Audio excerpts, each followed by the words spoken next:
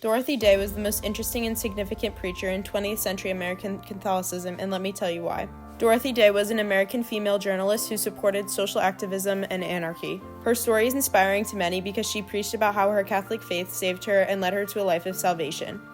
Her main focus was to help the poor, the forsaken, the hungry, and the homeless, but also helped other groups as well. Dorothy Day also played a major role in advocating for the Catholic worker movement and worked to educate America on social injustices. She aimed to create and change traditional social structures as they did not allow many to express diversity. Dorothy Day was born on November 8, 1892 in New York. Her family moved to California when Dorothy was 6 years old and then moved again to Chicago where Dorothy grew up. Dorothy continued her education at the University of Illinois where she pursued photography and journalism. In college, Dorothy rejected organized religion and thought that it did not help in giving aid to those who needed it most. Dorothy Day's first major contribution was the Catholic worker movement. This movement was a collective effort by self-governing Catholics across the United States. Along with Peter Maurine's help, the charity work was able to help others and go into full swing by 1933. The overall goal and purpose of the Catholic worker movement was to unite the working force and promote well-being by studying farming techniques and education. Throughout several rundown sections of many cities across the United States, a number of Catholic worker centers were set up to help those in need. Today, the Catholic worker movement is committed to remaining a non-violent, prayerful, hospitable organization aiming to keep the homeless, exiled, hungry, and forsaken safe. Another example of Dorothy Day's major contributions to society was her advocacy of women's suffrage.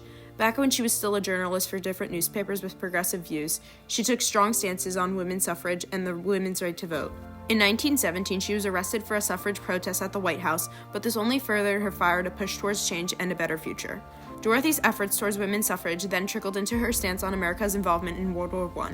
She caused uproar upon taking a pacifist stance in a socialist paper. She did, however, see backlash for this in 1927.